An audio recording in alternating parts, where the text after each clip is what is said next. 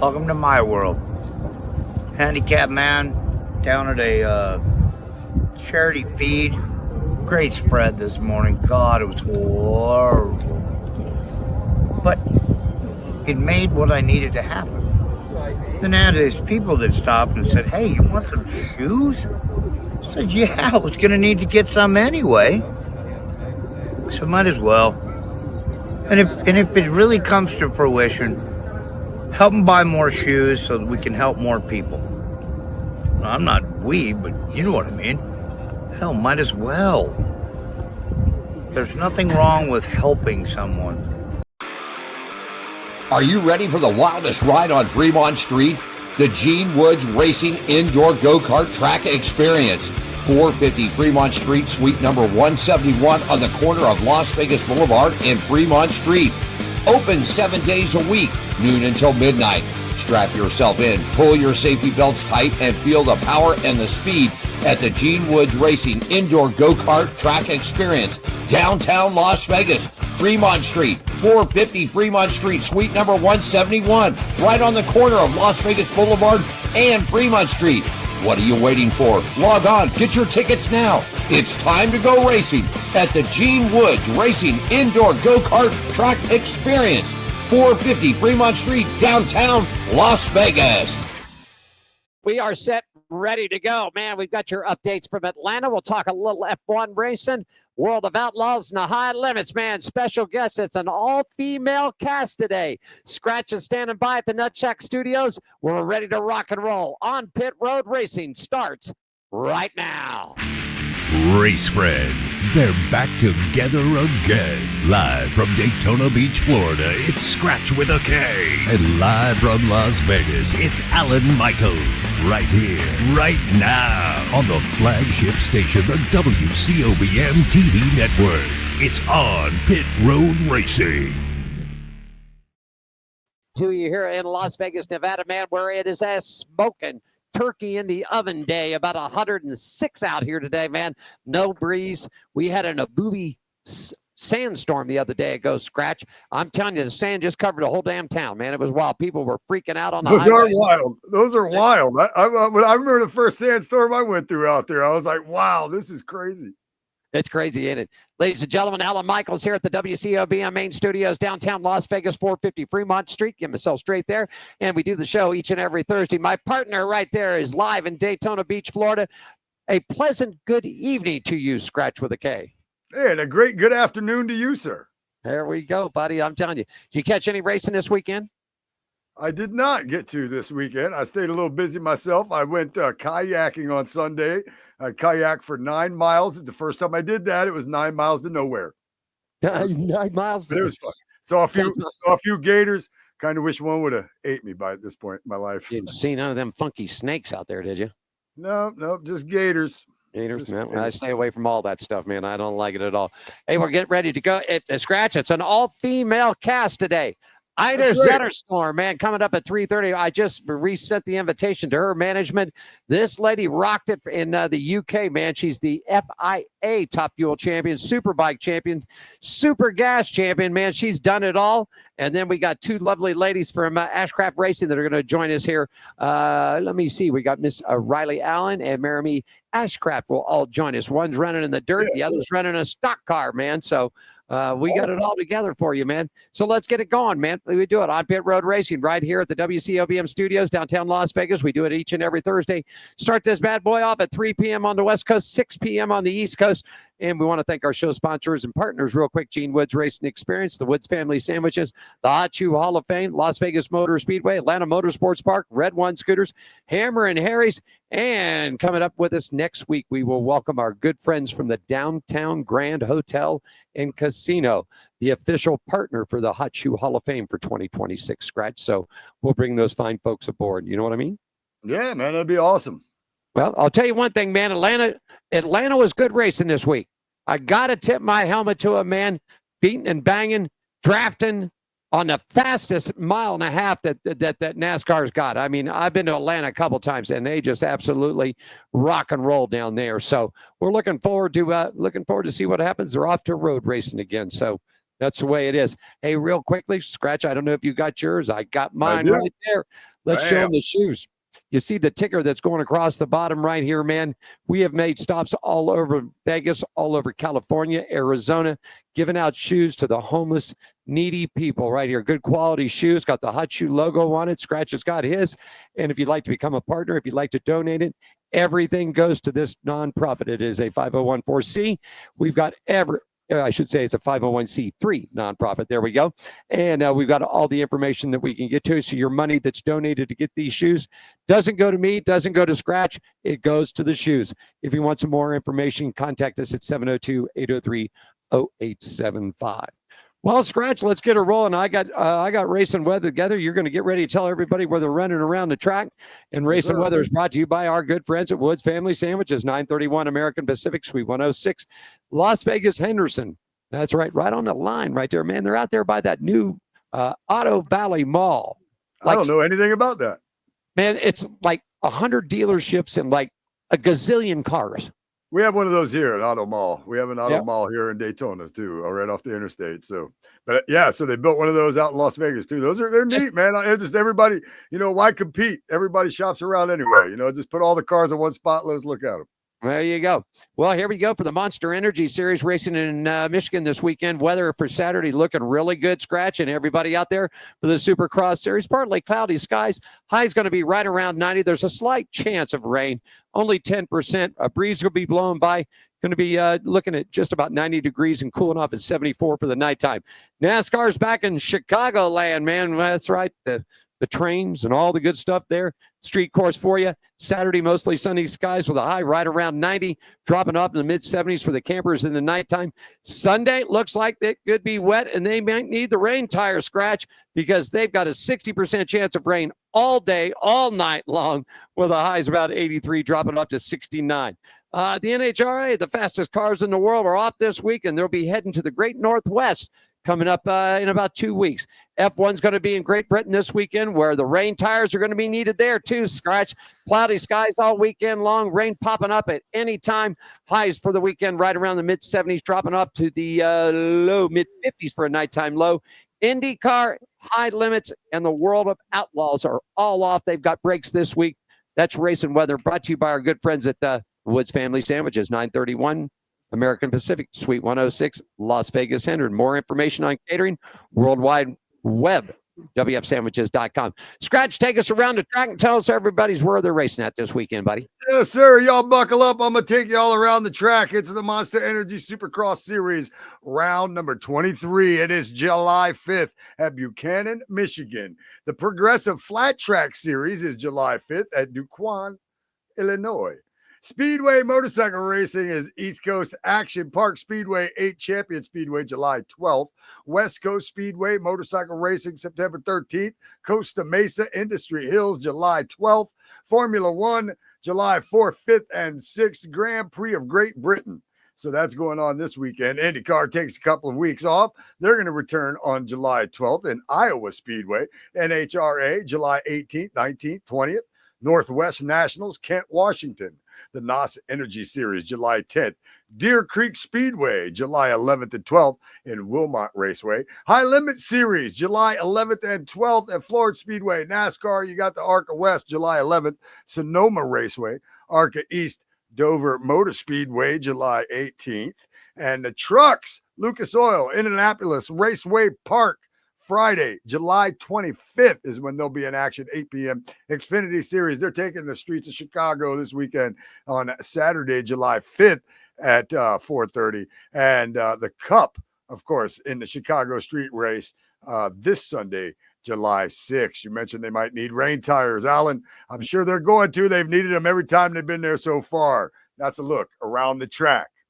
There you go, buddy. Thank you. Appreciate that. Hey, man, like I said, if everything works out all right and everything's good, we've got Ida Zetterstrom. She's going to be joining us, man. She is Top Fuel Racing here in the United States. She's a champion from Sweden, UK area, from everything, man, everything that those things and those bikes and cars can do. She's done it and won a championship. Then we got the two lovely ladies that will go racing around the country. Skratch, we'll take a quick break. When we come back, we'll have to update everybody on the motorcycle racing news. And let's see, what else do we got to do here? We'll do that. And what else? We'll catch you in, I don't know, we'll figure it out. Motorcycle news and NHRA updates are all coming up for you. We got it today. I'm telling you, it's been a wild one out there. Stand by for us. We're getting started on a Thursday afternoon. Skratch and Daytona, yours truly, Alan, here in Las Vegas, and we're rocking and rolling. Time for a little Night of Fire right here on Pit Road Racing. Yeah.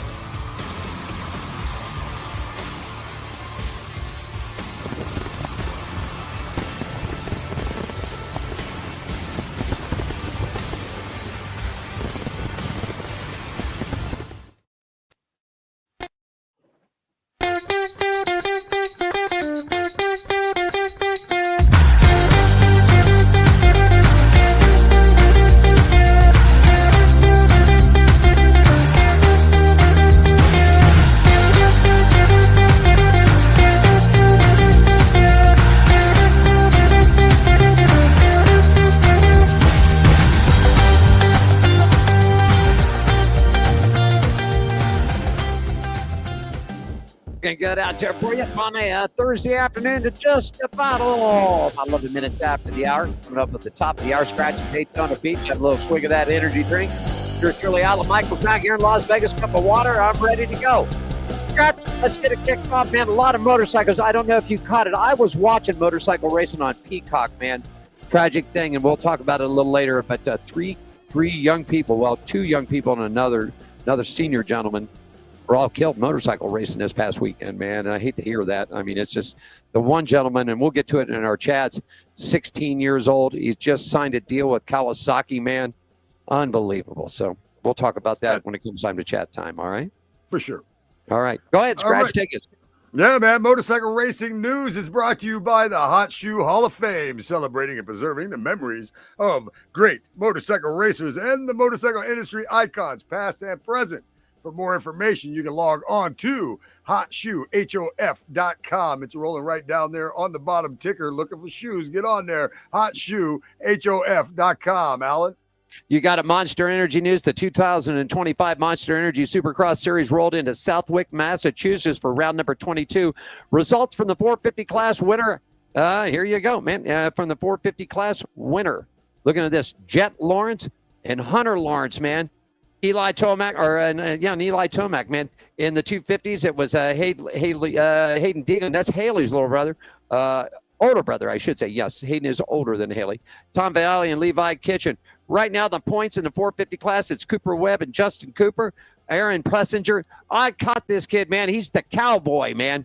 I've been wanting to find out who this guy is, and I watched him on Saturday. Is Aaron Plessinger, man. Check him out. He's the cowboy.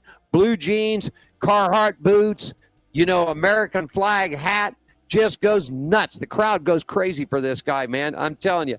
In the 250 class, it's Hayden Deegan, Joe Samota, and Tom Vallely in your points. And, of course, the series is going to be heading off to Michigan this next week. Skratch, you got the American Flat Track Association there, buddy. Yeah, and it's the Progressive American Flat Track Series, and they're at the Lima half mile results was night number 1 winner Dallas Daniels. Second was Briar Bauman. Third was Brandon Robinson. On night 2, winner Brian Bauman, Dallas Daniels, and Brandon Robinson. So the top 3 was the same. It just kind of switched around just a little bit. AFI singles, winner Tom Drain. After 5 events, here's a look at the points. Super Twins point standings. Brian Bauman, he's in first. Dallas Daniels, he's in second. Brandon Robinson, he's in third. That would explain why they finished that way quite a bit, it looks like. AFT singles, Tom Drain, Chase Satoff, and Trevor Bruner. Speedway Racing News, AMA Speedway National Championships round number 2 is coming to Industry Hills on August 9th. The AMA Super National Championship final round September 15th at Fast Fridays. In the AMA Speedway National Under 21 Championship, October 11th down in Bakersfield. That's over at Kern County at Kevin Harvick's place. And that's a look at what's happening in the motorcycle biz, buddy. Take us there.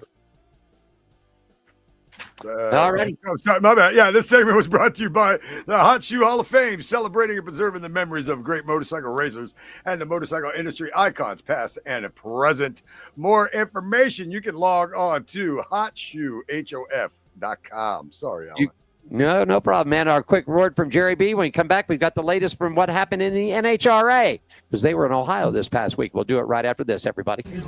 Jerry B. here up in Sacramento, Union Gospel Mission, giving out some shoes to the homeless. Here, a lot of smiling faces. We got one deal. I give you a pair of shoes. You got to give us a smirk and a photo. And this is the mission of the Hot Shoe Hall of Fame, which is a non-profit organization based out of Las Vegas, started by Gene Woods. We're trying to do good things and fill little holes in people's lives the best we can.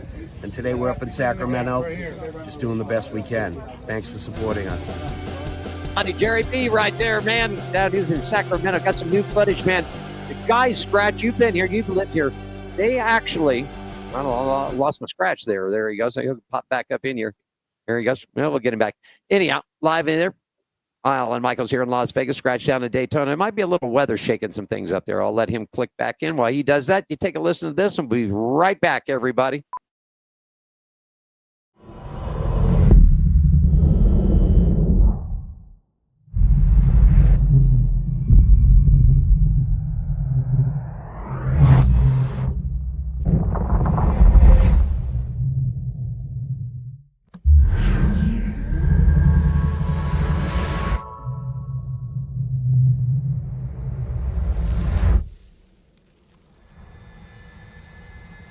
Kia, movement that inspires.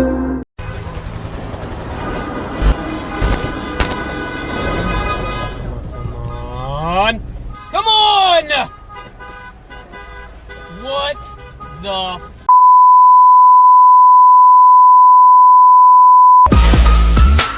yeah!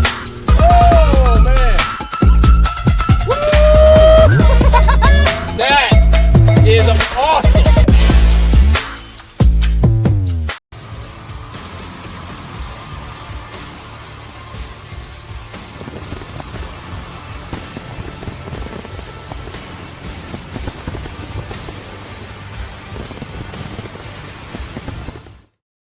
John out there tonight. If you're in Las Vegas, that's right. It's the Night of Fire, big fireworks show out there for you. So make sure that you're joining us for that. It's going to be a good one. The boats are Skratch. I don't know. I don't know either. Anyhow, I got a picture yesterday. Kevin Terrell sent it. I think posted it up online. The boats are there, buddy, and I mean they got a crap load of boats to tear up this. That's week. the night too. That's the night. See, this is where I should be. Not here. Not here being booted off the internet by some storm outside. I should be there. I know. Pulling a boat around. With a boat out there and cooking it like a turkey in the oven at 106 today. All right. Let's take a look at the NHRA. Take us there, Skratch. You know what? I could not find the NHRA notes. All right. Well, I'll tell you this. Just to let you know. While you do that, take a quick break. I'll give you do that, and I'll run this, and we'll be right back at you. Stand by, buddy. Hey, it's time to look at the NHRA. The segment brought to you by our good friends at Hammer and Harry's. Good food, fun times, service with an attitude. Home of the $5 margarita right there. And I know you love them, Skratch. $5 margaritas, man. I mean, they are just kicking. All right, there you go. Hey, I found it. You found it. All right. Well, there you go. So I'll just go this way. We'll finish this up. In fact, you go ahead, Skratch. I got the intro there. They're located at 450 Fremont Street, downtown Las Vegas. So where it says Alan, you just go ahead and say Skratch. I see that. I see that. I'm following along now. There you go. I'm looking. I was focused on those $5 margaritas once you said that a minute ago, though. There you go. Now we're ready to go. The NHRA moves to Ohio this past weekend. Here's a look at your winners. Top Fuel, Justin Ashley. Funny Car is Austin Prock. Pro Stock, Corey Reed. Pro Stock Motorcycle, John Hall. Yeah, you got a new winner in there this week. I mean, a new winner in the Pro Stock. It wasn't Gage Herrera. You know, I mean, Justin Ashley and Austin Prock are still kicking. Corey Reed picking up. Really surprised about Eric Enders, man. I am so surprised the 6-time champion is just, if they were to start the playoff rounds now, she'd be out. She would not make it. I mean, basically, any of the Skaggs and Jegs guys would be, they're just not having a good year at all, man. That's it. Right. I'm telling you. Well, you know, that's there. There you go. All right. I got to look at the points. You want to tell us about the points, buddy? Yeah, sure. It's Top Fuel, man. Smoke is still up there in the lead with Sean Langdon, just creeping back there with 52 points back. And Austin Prock in the funny car, he's leading it by 127 points on fast Jack Beckman. Greg Anderson in the Pro Stock is leading with Dallas Glenn, just 50 points back. And Gage Herrera, Pro Stock Motorcycles, he's leading with Matt Smith, 96 back. There you go. Hey, this segment is brought to you by our good friends at Hammer and Harry's. Good food, fun times, service with an attitude. Home of the $5 margarita, located at 450 Fremont Street, downtown Las Vegas. They're actually just catty corner from us, Skratch. So if you get out here and we do a show, you come and do the show out here with me, and we do some fun things. We'll just roll right out of the studio, cut ourselves about a 25-yard cut right across the parking lot or across the center of the courtyard, and we're right at Hammer and Harry's, buddy. There you There go. we go, man. That's what I like to hear, right? Very conveniently located. We're waiting about 10 minutes to see if we got everything got hooked up with Ida Zetterstrom. She is the new sweetest sensation in the NHRA. She has broke all kinds of records. We'll talk to her. And then we've got the ladies racing around the country. Riley Allen and Memarie Ashcraft is going to be joining us. Okay, so we'll get all that together. One quick break, Skratch, and I think when we come back, let's talk a little World of Outlaws and the High Limit Series. All right, on Pit Road Racing, rolling right here, Skratch in Daytona, Allen down here in Las Vegas. Right after this, everybody. Are you ready for the wildest ride on Fremont Street? The Gene Woods Racing Indoor Go-Kart Track Experience. 450 Fremont Street, suite number 171 on the corner of Las Vegas Boulevard and Fremont Street. Open 7 days a week, noon until midnight. Strap yourself in, pull your safety belts tight, and feel the power and the speed at the Gene Woods Racing Indoor Go-Kart Track Experience, downtown Las Vegas, Fremont Street, 450 Fremont Street, suite number 171, right on the corner of Las Vegas Boulevard and Fremont Street.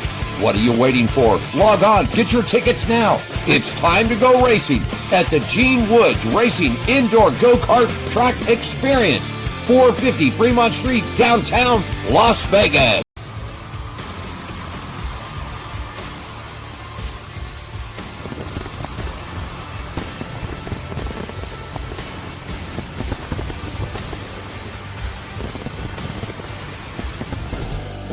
Got some bull ring tonight, man. Night of Fire, double twins, and the super late models fireworks show. And what Skratch is missing most, waterless boat racing tonight, man. If I could have only made it happen. Yeah, I'm telling you. Memarie Ashcraft and Riley Allen joining us at the top of the hour, 4 o'clock, and we're about 8 minutes away. And hopefully we get hooked up with Ida here, so we'll do that. Skratch, let's do a little racing from the news from the dirt and take us there, buddy. Yeah, racing news from the dirt. This segment's brought to you by Gene Woods Racing Experience, 450 Fremont Street, Las Vegas, the only true indoor drift track in Nevada, definitely in Las Vegas and right there on Fremont Street. Go-Karts, LasVegas.com. Spell karts with a K like you do my name, Skratch with a K. 702-270. There's a number missing. It says 702-270-810. Zero. There you go. 8100. The World of Outlaws American Beer Series. And here's the results. From Grand Forks and Norman County. Winner Nick Hoffman, Dennis Erb Jr., Ashton Winger. That was on night number 1. Night number 2 was Nick Hoffman again with Ethan Dodson and Dennis Erb Jr. there. Here's the results for you from Nodak Speedway. It was Tim McCready winning that event up there. Bobby Pierce up in second spot. And your points right now as they stand, Skratch. Bobby Pierce up on top. Nick Hoffman, Ryan Gustafson, and Drake Troutman are your top 4 right there. All right, buddy? Here we go. Yeah, there you go. Racing news from the dirt. That segment was brought to you by Gene Woods Racing Experience, 450 Fremont Street, Las Vegas, the only true indoor drift track. Go-Karts, LasVegas.com. Spell karts with a K. 702-270-8100 for more info on that. There you go, man. Let's move it up to the high limits. Take me there, buddy. All right, the high limits. I'm liking it, man. That's where Casey Canes are running. You got Larson running over there, Brad Sweet, and all those good guys, man. Go ahead. Yeah, man, that's some racing I'd like to go see myself. This report is brought to you by Red One Scooters. Need some mobility help? Contact our good friends at Red One Scooters, 702-713-0587 to make your reservation. You need to get around? Call Red One.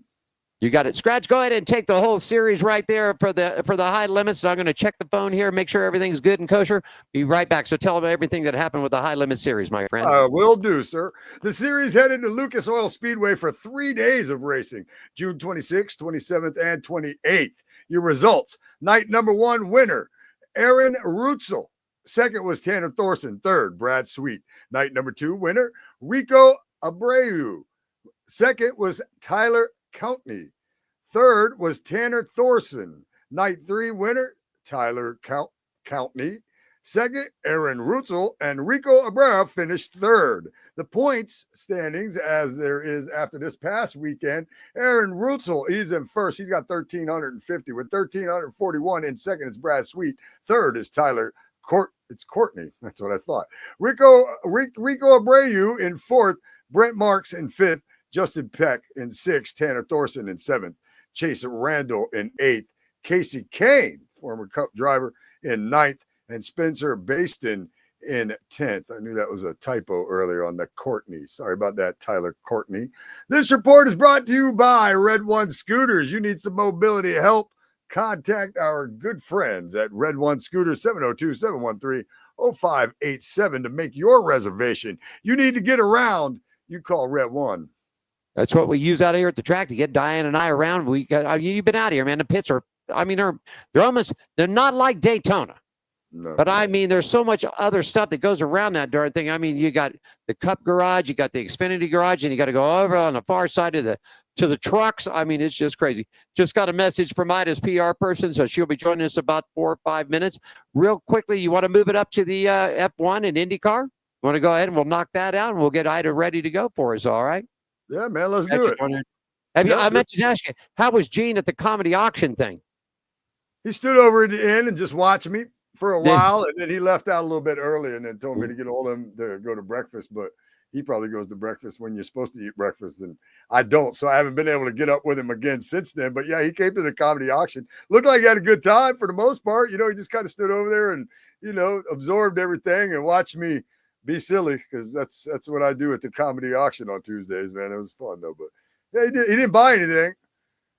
He didn't buy anything? Yeah, he didn't buy anything at the auction. He said that he found some stuff down there that has, I think he said, was the 2003 Daytona, the entire drivers, a portrait that was done. Oh. Signed and autographed from him. He found some crazy stuff down there. And I don't know where it's some auctions, because I almost thought he got it from you. No. We have some good stuff sometimes. Like we've had like whole years of baseball cards, but four of each card. So like we've had like whatever year like set, and then there's been like 4 of each, and like 800 cards or something ridiculous like that. We have those quite a bit. I don't know where they come from exactly, but I think some of this stuff comes from the same people, and it's pretty neat, some of the stuff we get. And I mean, from the dumbest stuff to some of the coolest stuff. You never know what you're going to get, and I just get to make fun of the people and the stuff, so it's a good time. I didn't make fun of Gene, though. I saw him, I was like, Gene Woods. I get There you go. Are you ready? I'm going to pop this up. Look at there. Are you ready, Skratch? Are you? Wait a second. I got to do. You know what I got to do, Skratch, because she's a drag racer. So hold on. Get ready. He loves his sound effects button. Well, here it comes. Here it comes. Get ready for it. It's getting ready to roll here in just 1 second. Are you ready for it? It's going to get. It's going to get real loud. And here it comes. Roll on.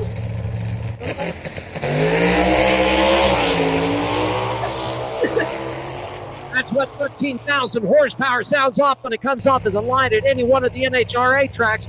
And Skratch, if you're out here, they do that 4 wide once a year. So take 13,000 times 4 and lap it right on in. Skratch, I met our first guest. I actually got in contact with her through the LinkedIn program, and she was actually not even in the United States then. She was over back in the UK.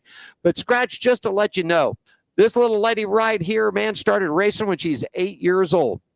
Wow. Man, by the time the category came in 2017, she was a 2000 two-time champion, 2019 and 20.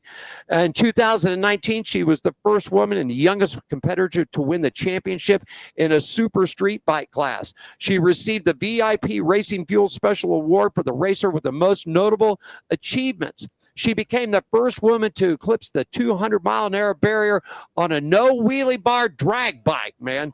And then from that point on, she just started smoking it off. She was crowned the 2023 FIA Top Fuel European Champion after picking up. Are you ready for this, Skratch? Are you ready for this?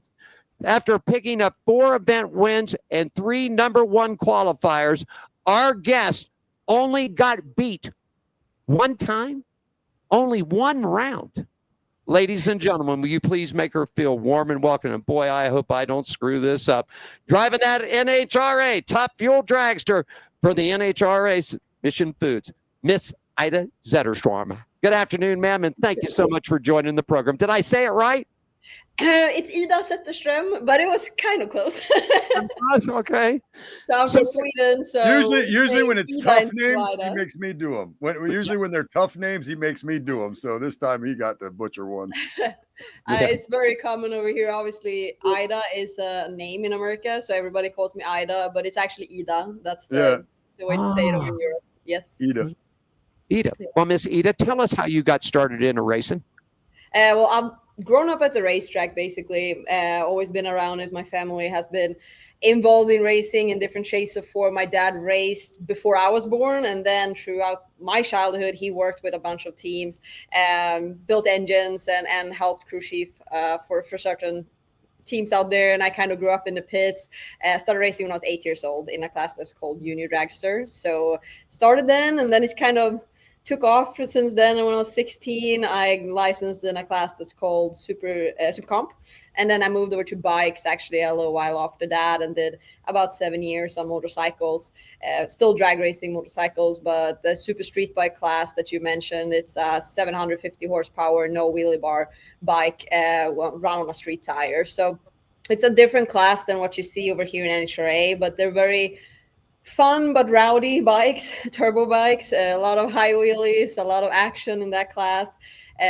Some fantastic years over there. Obviously, that's where we won our 2 first championships and set some records. But Top Fuel had always been my dream and goal and what I've been working towards for many years. So in 2021, I got my Top Fuel license over in Europe. So I'm half Swedish, half Finnish. I'm from a small island in between Sweden and Finland, but I licensed with a Norwegian team that was based in UK and then raced with them for 3 years. Wow. Let me ask you this. Is there a big difference between the racing, drag racing there and what drag racing we got here? Is there a really big difference between cars, motors, setups, or anything like that? No, not a really big difference. The biggest difference is basically like the amount of tracks. Obviously, there's more tracks over here in US than there is over in Europe. We do have quite a lot of tracks, but a lot of them aren't on the standard, basically like NHRA tracks where you can actually run Top Fuel car at. If you have basically a street car and you want to go race in Sweden, you actually have a bunch of tracks that you could almost race every weekend during the summer. It's very cool. But when you start coming up to the level of Super Street Bike and Top Fuel that I did the last years, you gotta have like a track that can really handle 12,000 horsepower, So we don't have as many tracks. We don't have as many competitors over here. Obviously, the fields are a lot bigger. The budgets are a lot bigger. We spend a lot more money over here in America because a lot of the teams or most of the teams in what I am in right now are, full-time teams that have employed guys that basically work with this as their living. Over in Europe, that's not such a thing. Like over in Europe, I had a small core group of guys. We were 4 guys and me and our crew chief running the Top Fuel kind of operation over there. And none of them were paid. Everybody did it because they love the sport. They took all the time off from work to come and do this. Slept on air mattresses in the trailers. Our budgets were smaller, so we mostly used parts. Like we bought the parts from the race teams over in America when they didn't use them anymore. We bought them and we ran over there. So the setup and the cars and how it's run is actually very similar. It's just that it's not the same scale as it is over here. And obviously over here, if you look at Top Fuel and you have 20 races per year plus a certain amount of testing, you progress a lot more quicker than you do in Europe. When you have, I usually ran 8 events per year. 6 of them were races, and 2 of them were kind of show events where we showcase the sport at different events through Europe. So less seat time for us over there. We went a little slower, but not, I mean, I had the European records over there. I still do 377 at 321 miles per hour. So we're a little bit behind what we are running over here in US, but still not that much considering the budgets are 10 times smaller. We don't have as many races. Everything is kind of on a lower budget. Right. Skratch, you stand by. I got one quick one. I watched this weekend because you were talking about the money. And Yeah. Tony Stewart did a thing, and he said because he blew a motor. And I know Tony and Leah. And Tony's very candid. And Tony said, well, that one just cost me $100,000 right there. I mean, that's $100,000 out the door. I blew it up and this and that. So is it like that same thing? If you blew your motor in your top fuel there, are you looking at $100,000 like Tony you would look if you blew it here?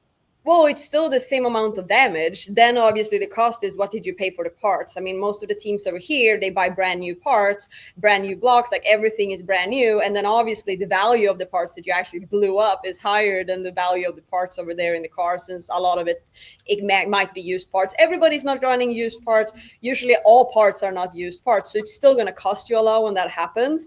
But obviously if you have paid less for the product you put in, you're kind of damaging less amount of money, so to say, but it's still the same amount of it's the still thing that happens. If you blow up in Europe and you blow up in America, the blow up is the same. You blow up. Skratch. That's kind of how it is. Yeah. You don't get any discount on that. The blow up doesn't get any less just because it's on low budgets. Where do you? Oh, go ahead. No, you go ahead. No, I said you go. Okay, then. Where do you prefer racing at? Over there or over here? I mean, I raced over there for 23 years. I absolutely loved it. Some of my greatest memories in racing has obviously been crafted over in Europe. I absolutely loved my team over there, both when I raced the bike and my team racing Top Fuel. A lot of the times when everybody does it just because they love it, it's a certain camaraderie that is very hard to find anywhere else. A lot of the times, I do have a really fantastic team over here, and I know that they really love the racing. But when you have people that take all the time they have away from work to just go to the track, to be together as a team and work to win those trophies, it is something special with it. But I will say that I want to be here racing. This is what I've been working towards my whole life, and this is where I want to be. I don't plan to go back home and race. I really want to make it over here and race here for many, many years to come. But I wouldn't trade the years I've had in Europe for anything, because it's some of my fondest memories, and some of the best people I know come from over there, What's the fastest you've been in a Top Fuel car yourself? What's your top speed? If I can remember correctly, I think I've been 334. I think it might be more. I'm a little bad at remembering numbers, but I'll look it up for you guys. It's all right. It's a little bit over 330 miles per hour. Listen, that's fast enough. I want to say 338. I think I've been up there, but I gotta check that to make sure. They kind of blur together when you run quite a lot, and then you chase these numbers. And then now also, when I've been out of the seat, I've been working in the announcing booth for NHRA. So now I'm the one sitting there and calling all the numbers everybody else is running. And for me, that makes all the numbers just blur together in my head. For sure. I believe that. I'm a little bad at that, I will say. It's all right. I saw some photos. It looks like you've hooked up with Leah Pritchett, Leah Stewart, which way you want to call it. I mean, have you guys have gotten together? Have you learned a lot from Leah and Tony or anybody else in the garage area from the American version? I just noticed that I saw a lot of pictures with you and Leah in the pits working together, talking, conversations.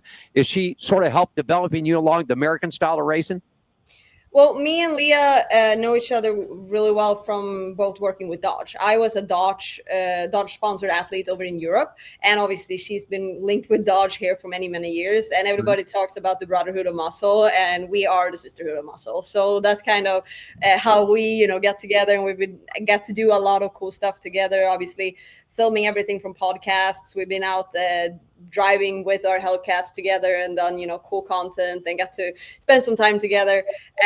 Also away from the cameras, just her and I. So yeah, I really look up to Leah for a lot of things she's done here in the sport. She has not it hasn't been that I come in and she's teach me how to ride. Obviously, I already drove the cars when I came in here, so I haven't really had anyone mentoring me or teach me how to drive. I've come in with the style I have, and then I work together with my crew chief. That's been my main source of contact for the driving style and how we're performing on track. That's me and my crew chief working together on that. But what I did really appreciate was me and Leah actually took a long drive together before I made my debut, and she could sit down and explain to me, all the things about the tracks that you don't know until you come to them. Small stuff where it can be like, hey, the Phoenix track, when you turn in before you go to the water box, is really tight. You might want to angle it differently if you come into the left lane or the right lane. Hasn't really been about the driving, so to say, in the car. It's been more about these things that NHRA drag racing has that we don't have over there, or differences with the tracks. Example, when I came in, I wanted to ask, how does it work when you come to top end over here? What do they do over there? Because we don't have personnel in top end that, help us out with the cars. We don't have any cameras over there over in Europe. So it's very different. Stuff like that I could go through with her. Over in Europe, we don't have any of those little four-wheelers that come out and push the cars in on the track, like stuff like that we don't have. So I could ask her, like, hey, should I think about something when we do this? And she could explain to me some of these rules that might be different over here from back at home. There's not a whole lot of rules that are different, but it can be certain things where it's like, hey, don't open your visor until you've turned the corner. Things that she didn't want me to forget because it's not something that we have paid attention to in Europe. So I really appreciate stuff like that. And then also, obviously, be able to ask her about stuff when I might be thinking about stuff for social media marketing or whatever it might be, and I want another female racer's opinion. I ask her about stuff, but I think other than that, it's not really been like a mentoring relationship. It's more just like she's a friend for me out here, and it feels great to have another racer friend, especially when she was out of the seat last year. I feel like she actually had the time to kind of come see me run and actually be there a little bit extra, which was very nice for me, obviously. And same with Tony. I mean, yeah, Tony was in the car last year, and I think her mentoring was more mentoring Tony, maybe making sure that Tony, like, actually talking about driving the car and how to do that. I know she has helped him a lot, but then it actually comes down to like how you want to drive it. I know that everybody has different styles out here, and I know that Tony and Leah does not drive the car the same way. Like, everything is obviously a preference. Like, you gotta try it, and it's the same way there. I don't think me and Leah drive the car that similarly either. But I will say one thing, like the car I drove over in Europe, that was actually Leah's old car. Like, Leah raced that car in NHRA before it came over to Europe. So that car was always so well fitted for me. We're the same height. We're a lot of the same sizes. I drove with Leah's old seat insert. I didn't even have my own molded seat. Like, I drove with all that. And some of the things when I came over here and jumped in the car with my new team, they were different than the car I was used to driving. So she was a good reference point for me to come and talk to too. I was like, hey, when we drove that car, because we both did, I could say, I felt this or this. How have you guys been able to get that in the new cars? Because that was an open cockpit car too that we both drove, that car that I had in Europe. This is a canopy car. That was also one thing I was able to talk to her about. What do you feel the differences are in a canopy car and an open cockpit car before I got in it the first time? So obviously she's been a great friend for me out here from those reasons. I think she's mentored Tony more than she's mentored me. I think we have that sisterhood of muscle and friendship out here. Skratch, you got a question for her? I did, and I forgot what it was because I started listening to her talking about. I did, and then I was listening to her talking about Tony, and I was going to mention though that it is a pretty good shoulder to lean on. You know what I mean? Even if she, like you said, she's mentoring Tony a little bit more, but it's good to have that shoulder to lean on over here. I'm sure, being especially in a different country for you and racing as well. So yeah, I was pretty much, you kind of had answered the question while you were talking. So yeah. I've had several great racers out here that has, helped me with different things. It hasn't really been about the driving on track. Sometimes it's more about all the things happening around. Obviously, all these tracks in Europe, I went to the same tracks every year for so many years. I knew them so well, and I knew the personnel there. I knew who to ask if I had questions. Coming over here, every track was new for me. So more stuff like that, asking someone, it could be as simple as, asking someone, hey, what's the best airport to fly into when we're going to this race? Small stuff where Right. it's just everybody out here has been out here for so many more years than I have. So it's been really great that they've kind of taken care of me in that regard. And same with other drivers out here. I mean, I just a couple of weeks ago when we were racing, I went to Brittany to ask her about certain things because she also is in a canopy car and has at some point raced in an open cockpit car, and she was also really great on explaining to me some of the differences she felt and how we might implement different things or so on. So it's not really about the mentoring side of the racing. I just feel like everybody out here has been very open to answering questions about like how certain things are run over here, how it works with the parts of the car that might be different over here than the car I raced over in Europe. Got a couple of minutes left with you. I was going to ask, have you drove or raced anything else besides a drag car? Have you drove an open wheel circle car, a stock car, anything like that at all? No, I mean, we ran a lot of motocross when I was younger. Never raced motocross or anything like that. I had an enduro for many years where we just loved to go out and run.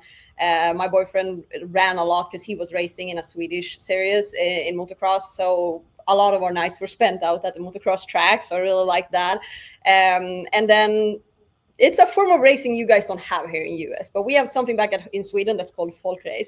What you could kind of describe it as is like a short course form of rally, but you kind of use like a old beat up car where you put a cage in it, and then there's kind of a cost limit to how much you can spend on the cars, and then you go out there and then you just race them really hard on a short course, and it's like part asphalt, part gravel. So I did that when I was 16 or 15.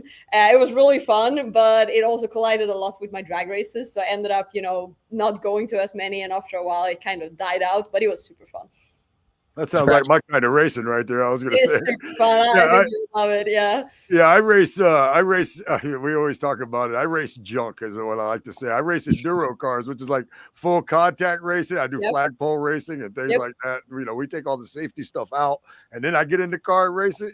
So. You would love this. You should. Oh yeah, that Google sounds right up my alley. Like you gotta Google it. It's great, and it's a big thing in Sweden. Like you can actually go to really big races for it. So yeah. Yeah, that sounds fun. Yeah. So far, favorite track that you've been to? You're in this. So favorite track, just like going to that, I haven't raced that yet. I really loved Sonoma last year when we were there, and that's actually my next race. That's the plan. So I look forward to racing at that track. I also feel like after being at super, super hot racetracks for a while now, I look forward to a track that hopefully going to be a little less hot at least, because I'm very Scandinavian. I burn in the sun instantly, and I can't really handle this like 95 degrees weather. But I also really like Brainerd, obviously, because it was my debut track. I debuted at Brainerd last year, went to semifinals, had such amazing fans over there. They really, really welcomed me the right way. And just yesterday, we announced that we're going back to Brainerd. We added that as a race. I only have a 10 race schedule this year. Since I'm part-time, we're looking for partners to be able to be out here full-time next year. So Brainerd was originally not on our list, but we just added it. And I'm really happy about that because some of my fondest NHRA memories so far is from Brainerd. Have you've been to Las Vegas, correct? I have, yes. What did you think I lost about first round though, so I need to come back and create some better memories. Yeah. All right. Now wait a second. Now was that when you were here in Vegas? Was that the traditional two, or were you here during four wide? And my question of it is, what do you think of four wide? So I ran my first four wide this year. It was actually in Charlotte, not the one in Vegas. But I didn't know what to think about it. I had heard so many kind of, I wouldn't say bad things, but almost, from drivers just saying, oh, there's so much, it's so easy to mess up. And they said, if you think some idiot has not staged, I bet it's you. That's what they said. Like, you just got to prepare that if someone messes up, it's probably you.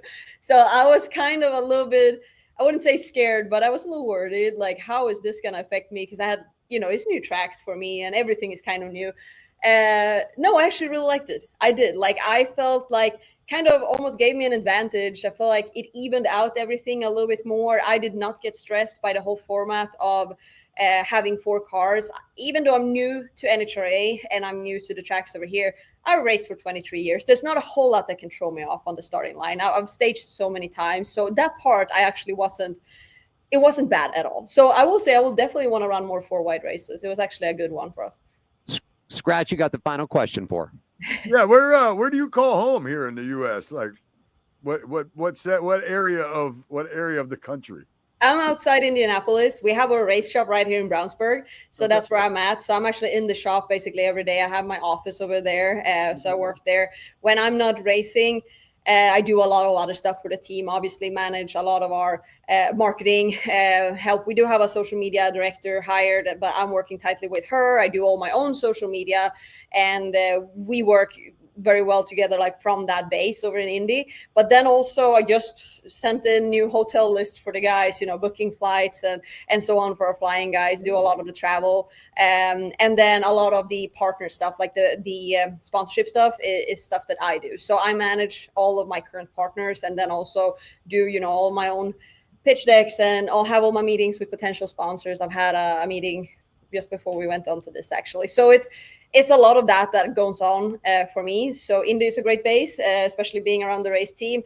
But I've heard a lot of people thinking that the racing life is very glamorous and we're just chilling by the pool and we're not racing. I haven't seen a lot of that yet, but that's I'm very business oriented though, so I would rather have it like this. She's a true team player right there, Alan. And I've seen pictures because this woman here, she gets dirty. She gets dirty. She gets down there and gets working. You got to work with the NHRA because there are certain things that the drivers have to do, Skratch. I don't know how much you've been into it. And I learned a lot. I learned a lot from Antron Brown. Actually taught me a lot about drag racing and what you guys they have to mix their own combination. Am I correct? Of fuel. They have to know what to put in it, how much to put in it, do this, do that. Is the rules still there? The driver packs their chute. So none of these are rules. I know some drivers don't, some drivers do, but I definitely do. We're a smaller team. I pack my own chutes. I do my own fuel. Sometimes, if we're stressed and we have more guys on hand, I can get help with the chutes, for example, but the fuel is always on me. Some teams, the drivers don't do any of that. And some teams, the drivers always have to do it. But rule of thumb is that the driver packs their own chutes. Yeah. Mixes their gas and everything else. Yeah. We always give our guests the last minute of the show in their particular segment here.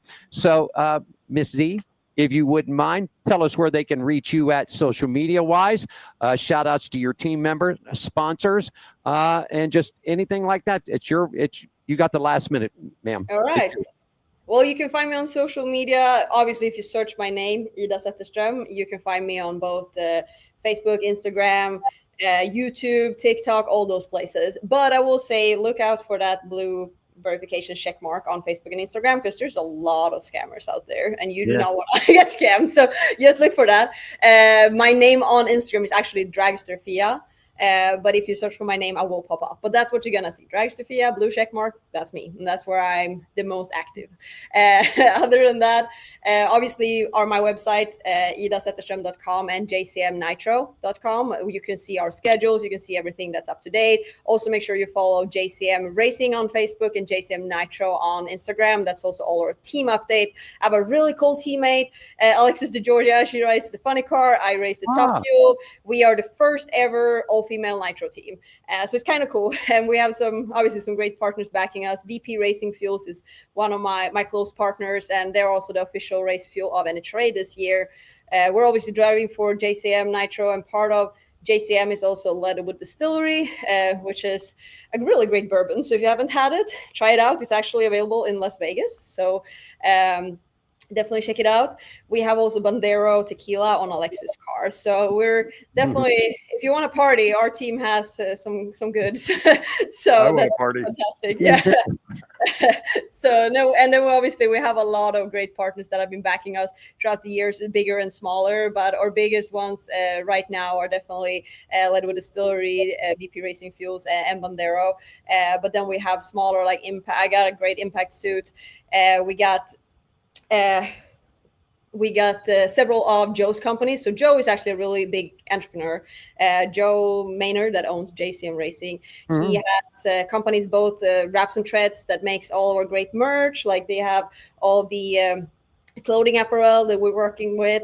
They also have Craft Point that makes interiors to restaurants, like really high-end restaurants. And if you ever get to Clarksville, Tennessee, you got to check out the restaurant there, Shelby's Trio. It's the best restaurant in town, top end. Just don't stay for too long, because if I lived there, I would gain a lot of weight because the food is so fantastic. It's a 3-story restaurant and you just can't stop eating. So it's fantastic. That's great. I mean, yeah. Well, you got American food, you're American drag racing, you're living in Indiana, which is pretty much America. home number 1B to the NHRA. A lot of teams still all have got Panoma on their mind, and I know Force has got his things out there. Some of the teams, but everybody's pretty much focused in Brownsville and around that Indianapolis area, because sort of splits the country in half. If you got to go east, you go east. You got to go west, north, south. Are you coming to Vegas in the fall? I will be there. Right now, it's not on our schedule to race. If we find partners, I will race there. If we don't find partners for that race, I will be there announcing. So you will hear me on the mic if I'm not racing. So I'll be there no matter what. But obviously, I would hope that we could make it so that I'm in a car. I don't know, Skratch. I think you might need to take a road trip, because she's got a beverage company there, and we've had Alexis. I on like the beverages. show. I like beverages. We like beverages. We do. And Alexis has been on the show before too. And Leah's been on and everything else. I want to thank you so much for taking your time with us, man. I was sort of worried because I was talking to your PR lady and everything else. I didn't know I needed to send 2 invites, and I kept worrying, did the invite get to you? Did it get to her? Is she going to transfer it? And everything worked out fine. It worked out. Absolutely. We really wish you the best of luck. Welcome to the United States. Welcome to the NHRA here in America. And I will say this off the top of my head. Go out there, girl, and kick some butt, man. There you go. That's what we're going to try to do, for sure. Yeah, we're rooting on you. Appreciate you being a guest with us, for sure. Thanks for having me. Thanks, guys. Have a great 4th of July weekend. You got it. We're going to take a quick break. When we come back, our next guests are ready. We're going to go circle track and dirt racing coming up next. Want to thank, I got to say this right. Eat it. Did I say it right? Yeah. Eat it. Yep. Eat it. There we go. Thank you so much for joining us, ma'am, and have a great season. We hope to see you here in Vegas, okay? Thank you so much. Have a great day.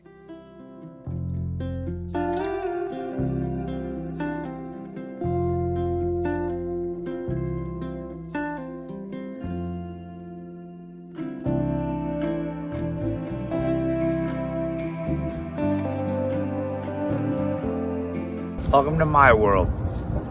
Handicapped man down at a charity feed. Great spread this morning. God, it was horrible. But it made what I needed to happen. Then I had these people that stopped and said, "Hey, you want some shoes?" I said, "Yeah, I was going to need to get some anyway. So might as well." And if it really comes to fruition, help them buy more shoes so that we can help more people. Well, I'm not but you know what I mean. Hell, might as well. There's nothing wrong with helping someone.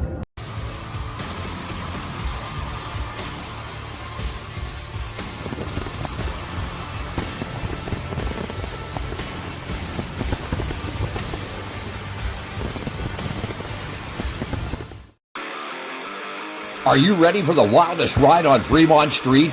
The Gene Woods Racing Indoor Go-Kart Track Experience. 450 Fremont Street, suite number 171 on the corner of Las Vegas Boulevard and Fremont Street. Open 7 days a week, noon until midnight. Strap yourself in, pull your safety belts tight, and feel the power and the speed at the Gene Woods Racing Indoor Go-Kart Track Experience. Downtown Las Vegas, Fremont Street, 450 Fremont Street, suite number 171, right on the corner of Las Vegas Boulevard and Fremont Street. What are you waiting for? Log on, get your tickets now. It's time to go racing at the Gene Woods Racing Indoor Go-Kart Track Experience, 450 Fremont Street, downtown Las Vegas. There for you. Want to thank Ada Zetterstrom joining us. Skratch, what do you think? She's something, isn't she? Yeah, man, impressive. She knows what she's doing, man. I like that too. I love when we talk to knowledgeable people. Like literally, that one time I was I had a question in it, but I was so focused on listening to what she was saying because she is she knows what she's she knows her business, man. I love this racing show, man. I love meeting different racers from all over the place, man. And she was impressive. And like I said, as she kept telling her story, I was just so focused on listening to her that I didn't remember what I was going to ask her at all. Yep. Are you ready? Are you ready to go racing around the country? Oh, is that racing? We're going racing around the country. We're going racing around the country. I told you this was going to be an all-female load today. You did. Right. I'm ready. Let's go around the country. You ready? All right. Well, we're going to go around the country. I'm going to bring the first one in right there. There she stands at the bottom. Oh, my goodness gracious. Ladies and gentlemen, race fans, 15 years old. She runs a Class Triple X. Started racing 11 years. It's got 11 years into it. NASCAR Youth Series, man. Her home track is in El Paso County Raceway. She's from Calhoun, Colorado. She drives for Team Ashcraft Motorsports. Race friends make her feel warm and welcome. Memarie, Ashcraft, welcome to On Pit Road Racing. How are you today? She needs to turn her microphone up. While she turns, if you can hear me, turn your microphone up, and I'm going to go ahead and add the next one. Standing beside her, right there on the forward screen, this little lady comes to us from Liberty Hill, Texas. Her home track is the HMP Oval Track in the Big O Speedway. She's a 16-year-old who also drives for Ashcraft Motorsports. Man, 11 years into the racing business. Well, I'm telling you, she seems like, will you please make this lovely lady feel warm and welcome? Riley Allen, welcome to the program, ma'am. How are you today? I'm good. How are you? Memarie, have you got us now? We can't hear Memarie. Let me see if we do this. I got that. Let me see if we do this. And unmute and mute and there. Can you hear me now? That one says mute. That one does. All right. Well, we'll take it off. Now that's unmuted right there. Yeah. Okay. Well, let's start with Riley first. Skratch, you go ahead, man. The 16-year-old, she's driving some circle tracks. So you got the first question for her. Sure. Why don't you tell us how you got started in racing? We always like to find that out about our guests. So shoot, tell us all about it. So I started racing quarter midgets when I was 4.5. My dad saw an advertisement for it, and me and my brother went to go test this. It was a quarter midget. So it was this deal that was like $10 for 10 laps. And I fell in love with it instantly. My brother didn't. He decided not to do it. But I got started in the quarter midgets, and then my sister got into it with me, and we ended up sharing a quarter midget for one season before we were able to like fully afford it. Nice. So what's the goals here? You're basically in the stock car game, right? That's what are you primarily running stock cars? Yeah, primarily. I try to run dirt as much as I can, but here in Texas, the weather's been really iffy, so usually the dirt tracks get closed on the weekends for rainouts. Let's see if Memorie's got her mic on. Memarie, can you hear us now? Hello. There she is. There you go. There we go. Memarie, how did you get started racing? My dad worked at El Paso, and someone brought a quarter midget to the track, and like just to advertise it and stuff. And my dad just decided to buy me one, and just kind of threw me in it, and we just kind of went, and from there I've just been racing. Well, just so she's this little Skratch, this little lady is 15 years old. Like I said, she drives for Ashcraft Motorsports Class Series. She's now in the 600 restricted A class. Tell us a little bit about that, and tell us a little bit about that class. And Riley, you're in the 600 Micro A. So, Memarie, tell us about the cars and what you're racing. And then right after that, Riley, tell us about what you're in. Well, the restricted, it's kind of just like a mix between ages, like I think it's 8 to 16, and it has a plate in between. I think it's the like injection in the motor, so not as much fuel gets to it, and that's what makes it a restricted class. Okay. Riley, how about you? So A class is, I mean, it's kind of like what Memarie said, except for when you're 16. You have to age out of restricted and go into A class.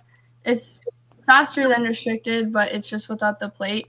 I've only gotten a little handful of it, but so far I love it. Skratch, question for the ladies. Sure. Do you ladies are you all in the same area? Y'all racing the same tracks at all or no? Do y'all know it? Do y'all know each other? Yes. Yeah. Okay. I met Mem in 2022 at a quarter midget national, and the first time we met, she was just like, "Do you want to spend the night with me in my motorhome?" And then we just kind of became best friends since. But she lives in Colorado and I live in Texas. Okay, right on. That's awesome. So that's your hometown. So remember, you're in Colorado. That's where you're at right now. And Riley, you're in Texas. Am I correct? That's where you guys are at. Yes. Yeah. And you guys both race for the same owner. So how does that work? I've been talking to Mark. So is Mark Memarie, is he at one track for you 1 week? Then does he fly over to see where Riley's at the week after? How does this all work out with a team owner that has two drivers that are basically running certain style of cars, but you guys are crisscrossing the country here? How does it work? Memarie, you go first. So he kind of bounces between actually four of us, and I don't know. He is mostly with me, and we kind of just travel. And then if he can, he'll get to our other teammates' quarter midget races, and then he kind of just helps Riley and Emma. Emma's our other teammate, but he kind of just helps them, like probably through the phone, and just always on the phone with them trying to make it work, because it's a lot just to fly there and then fly back, especially since we're all kind of racing almost every weekend. So this would almost call for a private jet here. There we go. Riley, how about you? So she's giving it, and that's it. Now, does he get over to see you too? If he can, he told me that he would, but like Mem said, he kind of bounces between the four of us, me, Mem, Emma, and Peyton. So Peyton is our quarter midget girl, and he will like go to the nationals with her to help her. We were all at the shootout together this past 2024 shootout, and he was there to help all of us, and he does whatever he can to help us all. There you go. Skratch, question for the ladies. How do you? I noticed that Memarie mentioned that you pretty much race every weekend. How many races would you say you race per year? Memarie, we'll start with you, and then Riley. I think I do about 40 a year. That's quite a bit. That's a lot of races. Riley, what about you?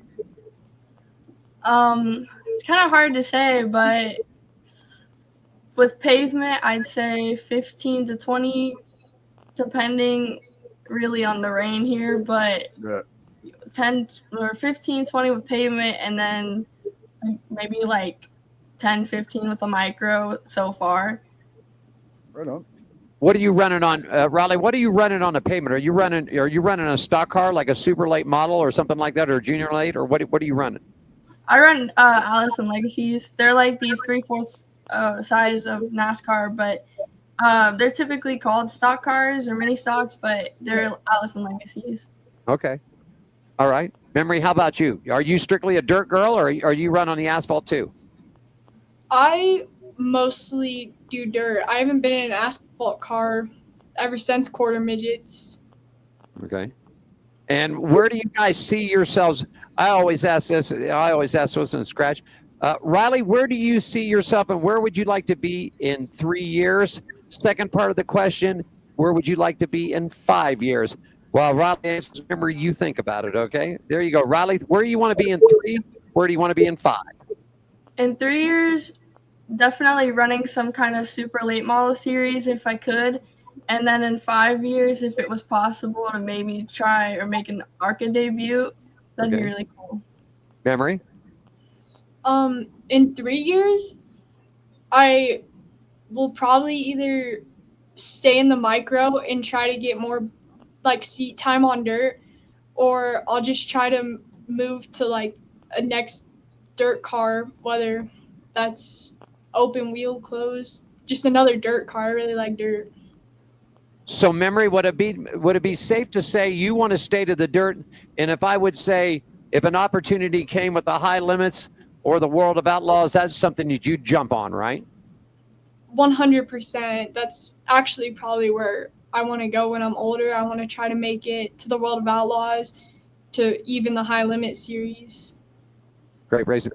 Riley, what about you? I mean, you talked about a super late model. I'm going to tell you something, Riley. If you want to run super lates, you need to hit North Carolina.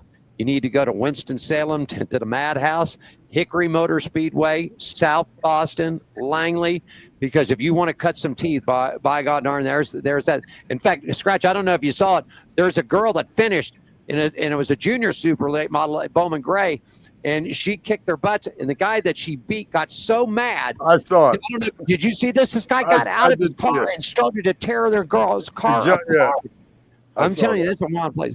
That was all over. That was all over TikTok. I saw it. Yeah, you saw that, Riley. Where you want to is so stock car. So if the opportunity came up, you said a little earlier ARCA. So would you like to advance in possibly the trucks, Xfinity, then maybe one day strap the helmet in the Cup Series? Yeah, of course. I think pavement so far is more my style. I think I've always been more naturally better at it than dirt, but I haven't, been in dirt long enough to really give a true opinion about that. But I think pavement is something I could see myself really getting further in. It's interesting to have two ladies of about around the same age right here that are teammates, and one prefers the asphalt and one prefers the dirt. Because that was actually absolutely going to be my question, but that you kind of already had led into it because Riley had said, about getting in an ARCA car, and then we're Memarie all about. You can just tell she's all about the dirt. So it takes two totally different driving styles, really. Usually you can get like I've ran both, and I'm terrible at dirt. Terrible. I'm not necessarily fantastic at asphalt either, but that's a story for another time. But yeah, it's definitely two totally different driving styles. So I could see you latching on to one, loving one of them more than the other, if that's your thing versus, something maybe you don't prefer. But yeah, awesome. Memarie, favorite driver?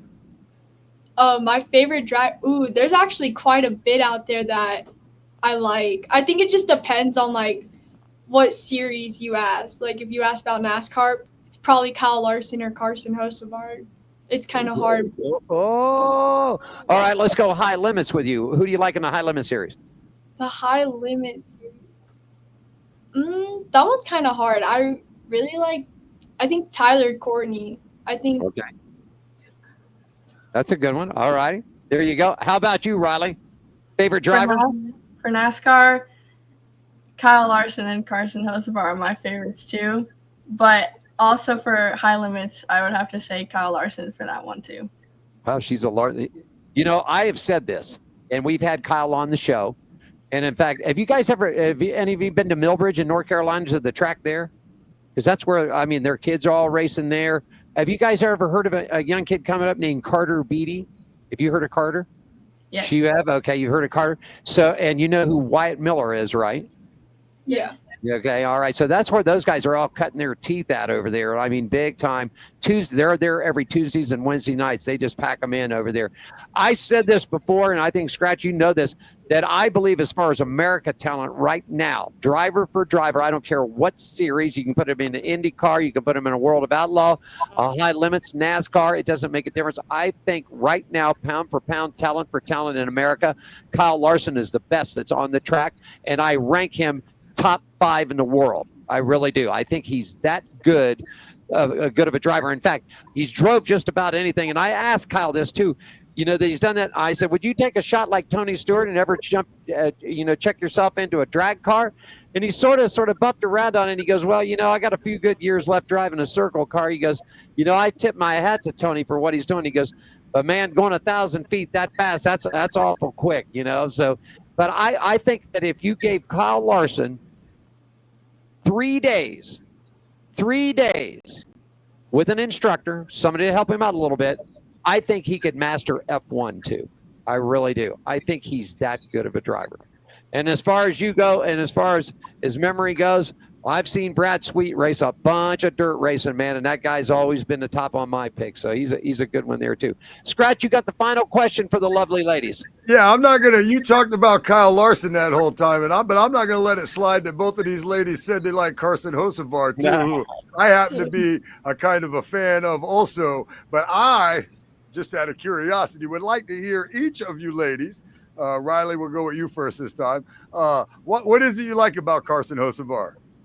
I like how he's not really afraid to like really get in the front, and he's always messing around with even like the older guys. But he's also a quarter midget alumni, and I remember him from quarter midgets. But also, I at one of the Kansas Nationals, I met him and he seemed really nice. But I just really like watching him race, and I really love his personality, and I think he has a lot of talent.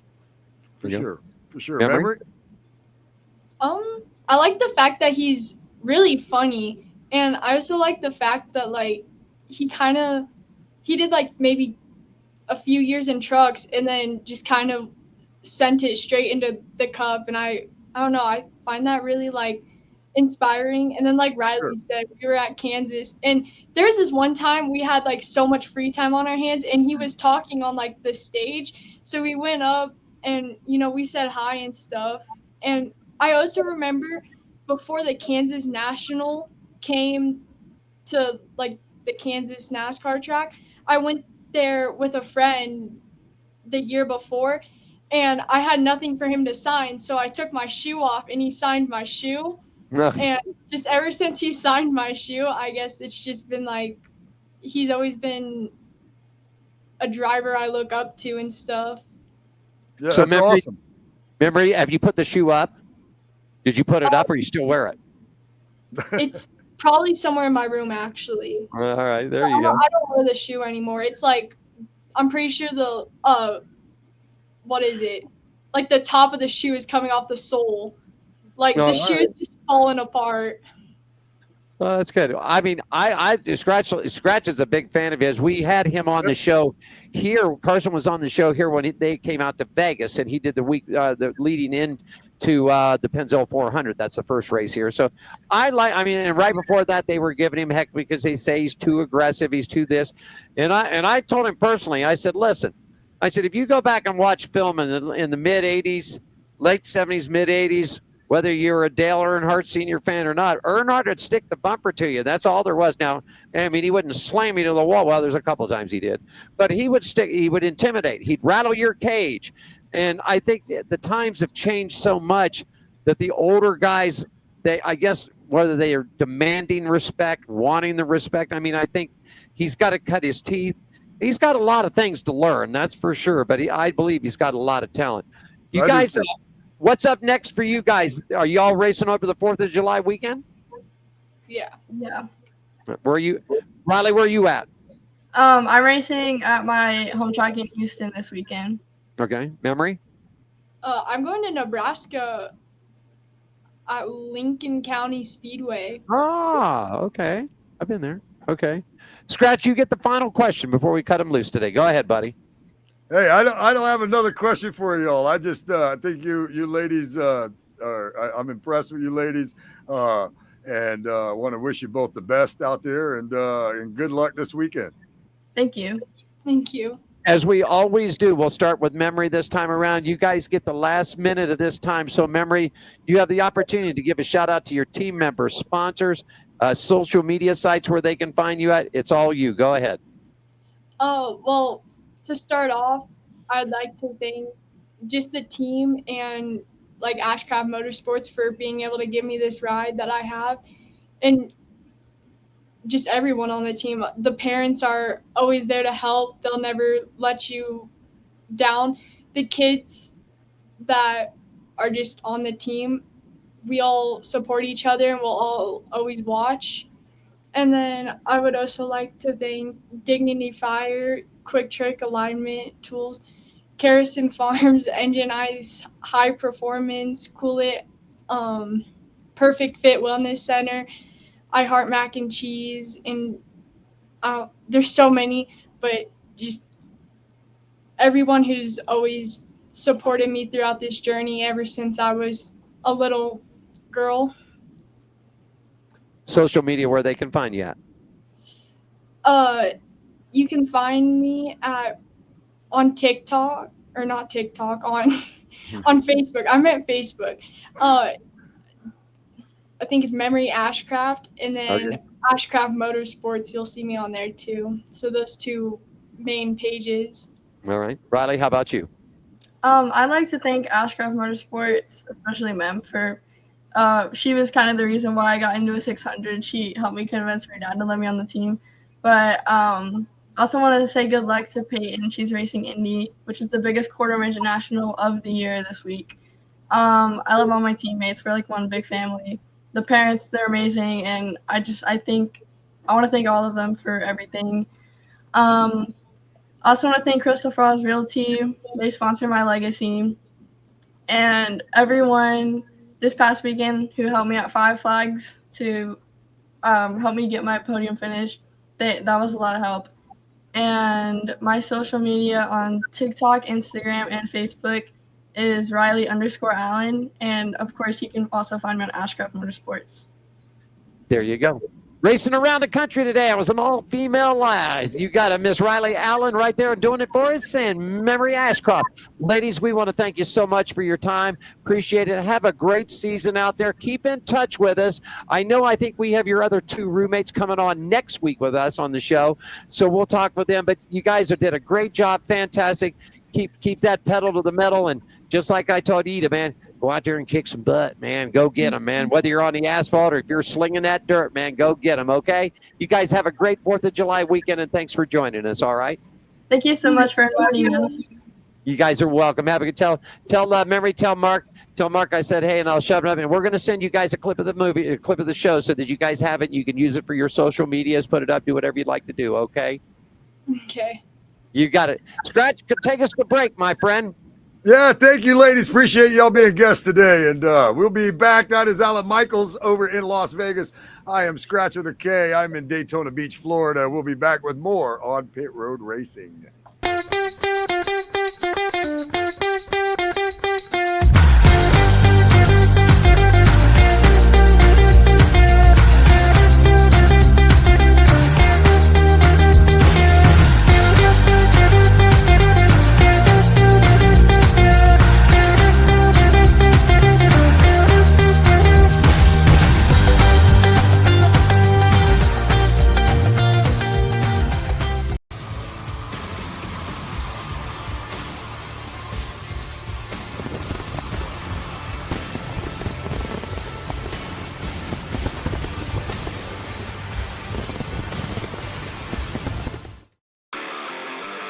Are you ready for the wildest ride on Fremont Street? The Gene Woods Racing Indoor Go-Kart Track Experience. 450 Fremont Street, suite number 171 on the corner of Las Vegas Boulevard and Fremont Street. Open 7 days a week, noon until midnight.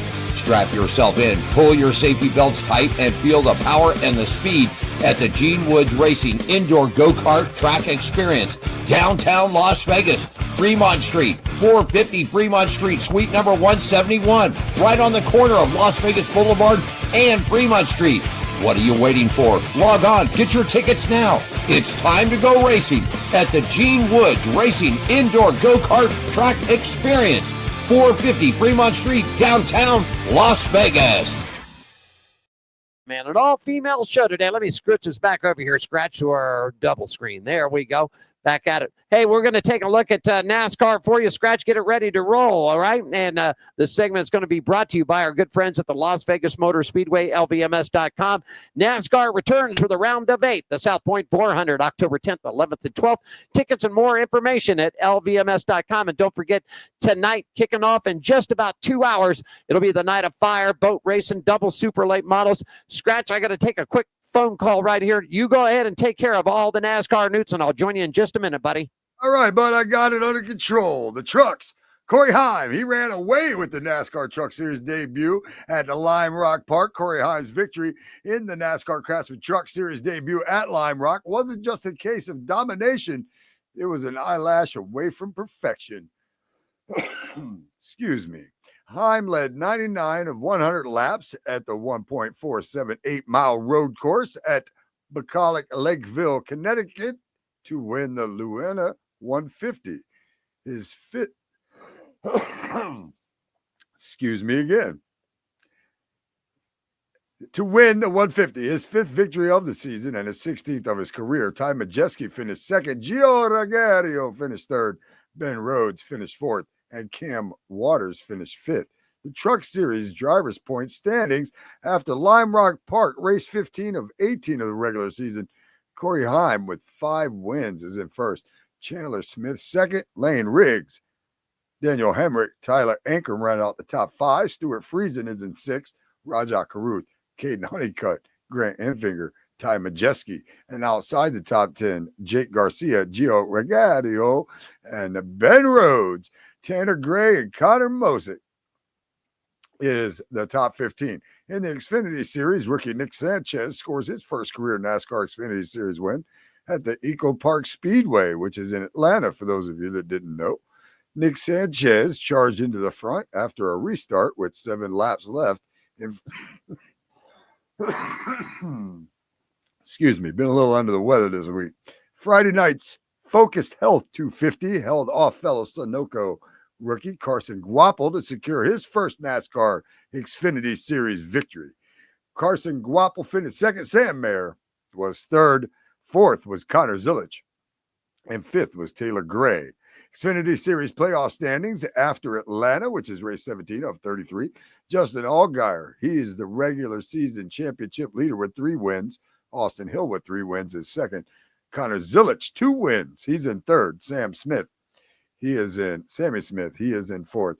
Jesse Love in fifth. Brandon Jones in sixth. Nick Sanchez, Sam Mayer, Carson Groppel, Taylor Gray rounding out the top 10 with Jeb Burton and Sheldon Creed currently below the elimination line. Ryan Sieg, Harrison Burton, Kristen Eckes, Daniel Dye. In the Cup Series, Chase Elliott. I knew he was going to win one eventually, and he did this past weekend in his home state. He won the Quaker State 400 NASCAR Cup Series race at Echo Park Speedway in Atlanta. The win is his first win of the year, second at Atlanta, and 20th career win. Brad Keselowski, he finished second, followed by Alex Bowman, Tyler Reddick, Eric Jones, Ricky Stenhouse Jr., Zane Smith, Ty Dillon, Chris Buescher, and Carson Hocevar. Cup Series playoff standings after Atlanta, which is race 18 of 26 of the regular season. Young Money, Kyle Larson, he's still on top with 3 wins. Denny Hamlin got 3 wins. He's in second. Christopher Bell, 3 wins. He's in third. William Byron, Chase Elliott, Ryan Blaney, Ross Chastain, Chase Briscoe, Joey Logano, Austin Cindric, Josh Berry, and Shane Van Gisbergen. That is rounding out the top 12. They all have 1 win. And then we start with the no winners yet. Tyler Reddick, he's 13th. Chris Buescher, Alex Bowman, Bubba Wallace, he's in 16th. He is on the bubble right there. And outside the top 16, Ryan Preece, Eric Jones, AJ Allmendinger, and Carson Hocevar. Go ahead. This segment was brought to you by the Las Vegas Motor Speedway, LVMS.com. NASCAR returns for the round of 8 at the South Point 400, October 10th, 11th, and 12th. Tickets and all info, LVMS.com. I had a little frog in my throat, man. I've been a little under the weather this week. Sorry about that. There you go. Point standings in IndyCar right now. Alex Palou, 335. Patty O'Ward stands back at 262. Kyle Kirkwood at 260. Kristen Lundgaard at 221. And Scott Dixon, multi-champion, at 206. Real quickly, man, Formula One for you in Australia. It was the McLaren Skratch that went 1 and 2, while the Ferraris went 3 and 4. It was Lando Norris, Oscar Palestri, Charles Leclerc, and Lewis Hamilton making his way up, man. Point standings as they stand after Austria. It's Oscar up on top, Lando Norris, Max V. And, buddy, I'm telling you, don't count him out, man. Do not count out Lewis Hamilton. I'm just telling you. Look out, buddy. I'm telling you. All righty. All right. Got a couple of minutes left. I'm going to grab my chat notes here. I got them. All righty. I guess you sold that the Iowa Cup race has been sold out. NASCAR and the Iowa Speedway announced this past Friday, the tickets are sold out for the NASCAR Cup Series Iowa Corn 350 powered by ethanol race. On Sunday, August 3rd, it was announced that the Iowa Corn will continue its entitlement partnership to a multi-year extension with fast short track. With the fastest short track on the planet. Ryan Blaney won the inaugural Iowa Corn 350 powered by ethanol last year as NASCAR Cup Series made its long-awaited wait to get back to Iowa Speedway. So we'll see what happens with that. Skratch, you got some news about Trackhouse Racing, and say it ain't so that Daniel's out of a ride after this year, huh, buddy? Hey, that's what the news says. Trackhouse Racing and Daniel Suarez, driver of the number 99 Chevrolet in the NASCAR Cup Series, have announced their mutual decision. You always wonder if that's ever true. Their mutual decision to conclude their partnership following the 2025 season. The move allows Suarez to pursue new opportunities in his racing career.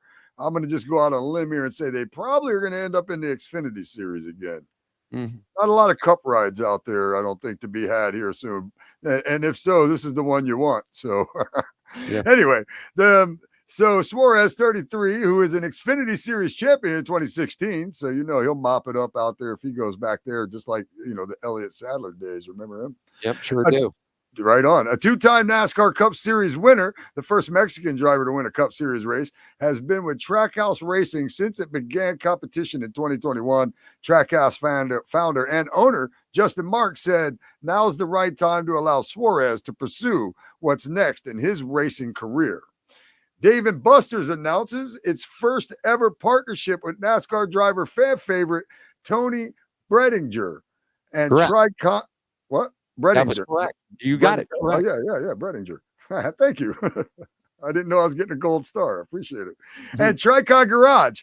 The NASCAR star has officially joined the brand and as its 2025 summer ambassador, bringing fans along for the action-packed ride filled with in-store appearances, limited edition merch, exclusive giveaways, and racing game competitions. Okay. So, I don't know. Do you follow her? Who? Tony Bredinger. Oh, I don't. Well, I'm familiar with the name, but I don't really know. Well, she made the Sports Illustrated swimsuit edition. Now I'm going to be curious. Okay. And she's got a lot of female product, Coach bag, a lot of stuff that you and I, unless we were buying it for our better halves or whatever. The point being of it is she's all over the internet. Swimsuit, model. She's not that good on the track yet. So my thing of it is maybe you need to quit looking like a pretty girl and start thinking about what racing is. Do you want a racing career or do you want a modeling? I mean, if she stepped away from racing right now and went into modeling, she'd get paid a lot of money. But the point I'm getting here, and it's just like a couple others. I watched Haley Deegan about 6 years ago, 5 or 6 years ago. She came out here and ran the dirt track in an ARCA car. She would have beat Sheldon Creed that night, except that she broke a shifter. Then she moved on. Pretty. Didn't do well in the trucks. Didn't do well in Xfinity. Not doing too well in an open wheel. I think it's the Indy Lights or the F1 series or the F100 series or whatever, 1000 series. I'm not quite sure. She's driving an open wheel car.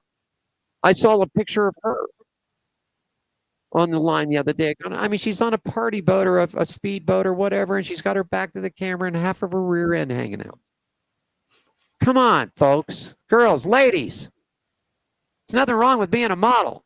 There's nothing wrong with that at all. But if you're a race car driver and you're promoting yourself as a race car driver, then be a race car driver. Don't I mean, this all started with Danica Patrick and go down. I was just gonna say Danica Patrick was very marketable, and she, was, what she. I don't know. I really always thought, she won a pole. I always thought she would win a race, though. I really did. I thought it would be a super speedway race too, because anybody can win those for one, and two, she was pretty decent at them. That's where she got her pole, wasn't it? Daytona, I think. Yeah, it was a Daytona. She got her pole here, right? At the 500, sure did. Yeah. In a rookie season, I think. The point I'm trying to make here is, and the guys are eating this up. They're young, they're pretty. Oh, they're gorgeous. They're this. Tony Bredinger. I saw a thing the other day. I go, man, it got to be so obnoxious that I had to stop. I had to put her on hold for 30 days. And I saw Tony race out here. I saw Tony race a midget out here, a USAC midget. She did very well, top 5. But she's not done that well. My point of it is, like I said, if you want to be a model, be a model. If you want to do this, do that. That's fine. But you don't need to. I want to be a model, but I'm stuck racing junk. So. Well, but you don't need to show all of your body. I mean, I'm really, I'm really surprised your dad didn't say so. I am really surprised. I mean, the shot, I mean, you don't need to do that, gals.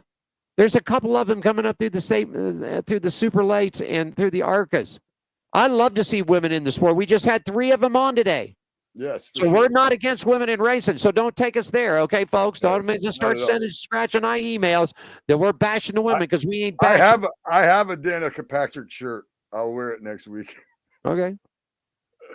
I'm just saying you don't need to do all that. Go to the track. You don't need to be pretty. I wouldn't worry about my hair because once you stick that head sock and helmet on it, nobody's going to see anyhow. I mean, I mean, I've been dying for like a lady to be like great at NASCAR, you know? Yeah. I mean, doesn't have to come in and win a chip. I mean, I just want to, I've been dying for the sport to have a female just come out there and rock it, you know? Yeah. I don't care if it's the trucks. I don't care if it's the Xfinity series. I don't care if it's the Cup. Just one of those 3. I would love to see a female just come in there and just be like, bam, here I am. And just mop it up, you know. I'd love to see that. We got a little lady out here in Las Vegas, Skratch. Her name is Kaylee Barker. She got married. I think it's Kaylee Peterson now. She just won her first super late, or not super late, won her modified. I was there the night that she beat Scott Gaffarini in a super late model, and Gaffarini didn't cut her no slack at all. He come up out of turn 3, tagged her, put a bump to it, then got her in 4 and put a bump. Haley or Kaylee Barker held on to it. And I mean, she's a pretty girl, but she doesn't come to the track with 10 pounds of makeup on her face and fake eyelashes and all this and that. She's there to race. You know what? When the cards fall or the dice roll or whatever. I'm just saying, ladies, you don't need to look like pinup models to be good race car drivers. You'd be better off smudging grease on your face and dirt up underneath your fingernails. And if you come home with a win or a top 5, even a top 10, that'd be great. So anyhow, glad she's with Dave and Buster's. One of the founders of Spire Motorsports entered an agreement to purchase NASCAR team owner Rick Ware and is jumping into the stock car series. And he believes the current charters are grossly undervalued. TJ undervalued. Undervalued. That's what he says. Undervalued. TJ won, who in 2018, alongside Jeff Dickerson, launched Spire team to take over the charter that Furniture Row Racing, that your old buddy Martin Truex Jr. Couldn't unload. The Associated Press this past Thursday, he and Rick Ware Racing have a deal for him to take over Ware's organization next season. You know what? Back to Furniture Row for 1 second. You just because you mentioned Truex, you know, obviously for obvious reason, but listen, that was from now for the longest time. That right there is the greatest one-car team to exist in NASCAR for a long period of time now. And that's just my opinion. But you know, it won a championship. It won races without Truex. Didn't Kurt Busch win a race there? And who else did they have in there for a while? Was it Amarola? Was he in there? Eric Amarola might have been in there. I remember Kurt Busch driving a car, and I remember Ryan won his championship. We were here when Ryan won the championship. In the show was here. The NASCAR Award Show was here. So we was with Martin. him. Martin. When Martin won it. Yeah. When Martin Truex won it. You said Ryan. No, I'm sorry. When Martin, you're right. You stand me corrected. There you go. Yes, sir. But yeah, I mean, so in my opinion, as far as one-car teams go, that was probably one of the best one-car teams we've seen in NASCAR history, even maybe. There you go. I mean, to modern time of history, you know. I don't know. I thought that it was hard to root against that Furniture Row number 78 when it was out there, except for when it had Kurt Busch in it. No offense, Las Vegas, but I didn't like Kurt Busch. But yeah, that's an interesting story there too, huh? Certainly is. I mean, you know, and you're right. I mean, and they were a team that was based in Colorado. They weren't in North Carolina, South Carolina, Georgia. Yeah, out there by themselves. Right. They were out there by themselves and actually did that. want to say a special happy birthday to the king. You see the 7-time champion turned 88 this week, man. Looking good. Have you caught any of his podcasts yet? You know he's starting to do a little podcast thing, right? I did. I was not even aware that he would even know how to do a podcast. Listen, buddy, he's doing. I don't know. He's the vocal. I mean, I don't think he's actually. He's not running all the controls or anything like that. He isn't. I'm sure he isn't. Okay, but anyhow, he lays a smackdown. He's the one that came out. He's the one that came out and was talking about how the Mexico race was. And then in this last edition that he had, he goes, they're talking about this $1 million challenge and $1 million payoff, teaming, putting drivers, pitting one against the other. And Petty had a great one. He goes, my 42 car was teamed up with Blaney in the 12. Well, we beat Blaney, but none of us finished the race. I saw a thing on TikTok where he had opened his truck door and a bunch of balloons and stuff came out. So they were wishing him a happy birthday or whatever. That was pretty neat. I was at his 200th victory, man, when Ronald Reagan was there. I was too. That was the first time I'd ever been to Daytona. The first time I'd ever been to Daytona, my dad took me there. He didn't know what else to do. He said, let's find something to do. And the tickets back then were cheap. So we went there, and Ronald Reagan and Richard Petty won the 200. Let's talk a little bit about what happened this past weekend. Skratch, you got the story on this young motorcycle racer. Yeah, man. A young motocross racer, Aiden Zing, recently died following a crash at the Mammoth Motocross event in California. He was 16 years old and sustained fatal injuries during a race on June 28th. 2 motorcycle racers have died following a major first lap incident that involved 11 riders in a British Supersport Championship race on Monday. Motorsport Vision Racing, which organizes the series, confirmed the deaths of Owen Jenner, age 21, and Shane Richardson, age 29. Another racer, 47-year-old Tom Tunstall, is in the hospital with significant back injuries and abdominal injuries. So that's sad. Hate to end the show on a sad note, but I caught that, and I was watching Supercross this weekend, and then I caught around, and they had some footage, and I couldn't even watch it. I said, no, click this off. I don't need to see this. Well, let's end it on a good note. Look who's back. Look, there he is. But look, there's some improvements now. There's some improvements. He's got a little finger there, and my ex-girlfriend left me this lovely little note that I strapped on there. I don't know if you can read that or not, but it says, better luck next time. Better luck next time. So we got the little rabbits holding this. So my lucky rabbit's name's Foot. My next time I race will be August 9th at Citrus County Speedway for the Night of Destruction. And this time we will not forget it. Plus I got my other little good luck there. Better luck next time. Right? So maybe this time I'll do better. Oh my goodness gracious. Well, anyhow, that's it. You got comedy shows this week? What's going on with the Nutjack and all that? That was the comedy show right there. That was the comedy show right there. All right. Yeah, no, I got the auction, the comedy auction at Peanuts on Flagler Ave in New Smyrna on Tuesdays at 7:00, man. I love that thing. We talked about it earlier in the show. So yeah, every 7:00 on Flagler Ave, Peanuts comedy auction. I make fun of the stuff we're auctioning off. You can buy some stuff and I might make fun of you too. Who knows? There you go. All righty. Night of Fire tonight. They run into New Smyrna this week. Are they running New Smyrna this weekend? They're not. They're not running New Smyrna or Volusia this weekend.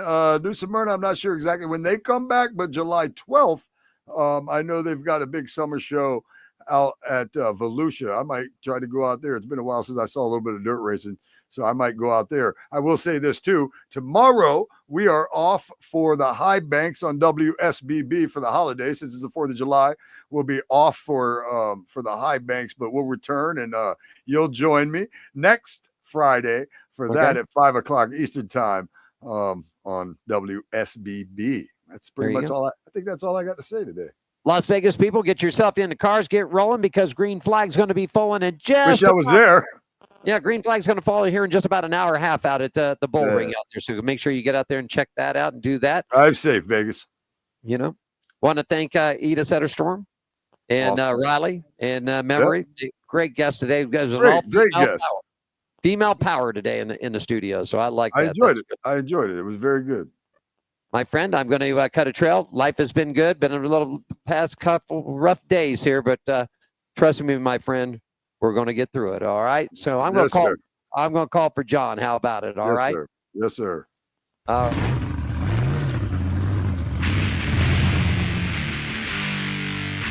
want to thank my buddy Skratch of the K at the Nutshot Studios down in Daytona Beach, Florida. Back at you next Thursday, everybody. I want to thank you to Zetterstrom, Riley Allen, Memarie, Ashcraft for joining us today. Great show today with the gals, man. I love it. Have yourself a happy 4th of July weekend. Be safe, be careful, everybody. John, take us home. Thanks for joining us for On Pit Road Racing. Follow us on our website, Facebook, Twitter, and Instagram at On Pit Road Racing. On Pit Road Racing is written and produced by WCOBN TV. I'm John the Announcer for On Pit Road Racing.